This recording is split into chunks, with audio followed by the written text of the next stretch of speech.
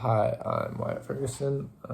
This is my last discussion for this class. This is my research remix. It's my second week 8 discussion, and this is taking place for the essay that we would have had to write, I believe. Though I think we would have had to do both, but thank you, Professor, for not having us do that. Okay, now on to the prompts of the discussion. What parts of my identity would I want to include? I want to include that I'm 18. Time out. We're going to take a step back. My research essay is on social media and the negative effects, and that's what I wrote about for like the past 2 or 3 weeks, or however long it's been.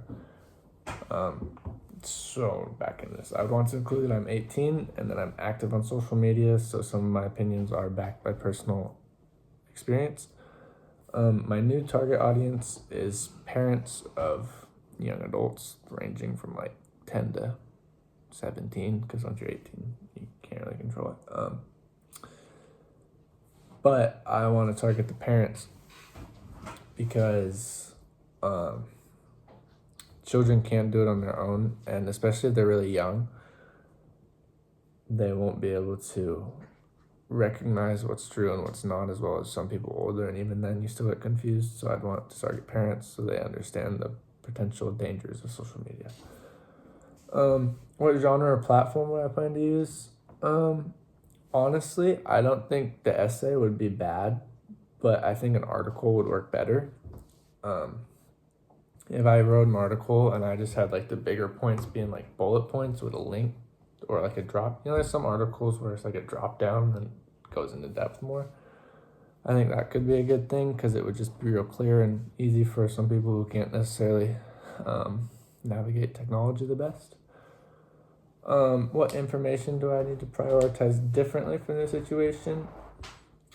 In my essay, I prioritized the mental health aspect a lot more than I prioritized the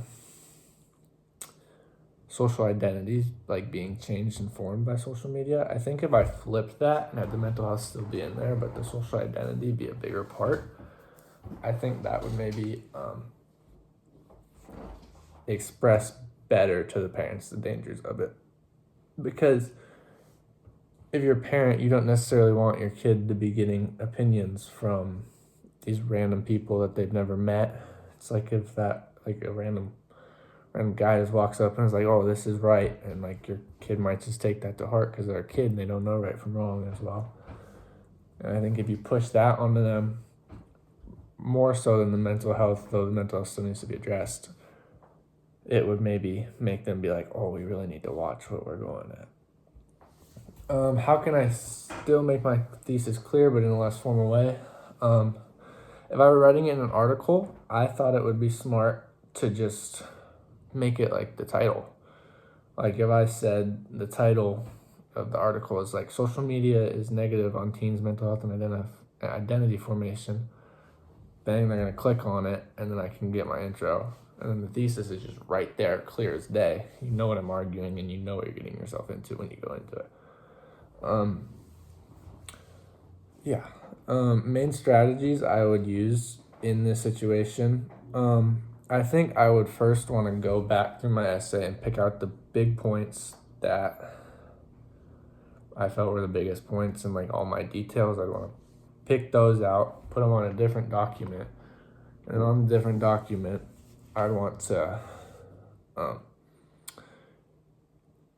like draft up what I would want to say of those points. After I have all that in order, I would want to condense down my essay with those points being highlighted so that it's easier to read and there's not as much unnecessary information, because I feel as though in my essay I put a little bit of extra that wasn't needed just so I could meet the page requirement.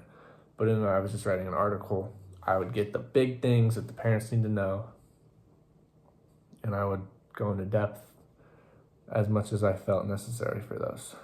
And that is it. Thank you.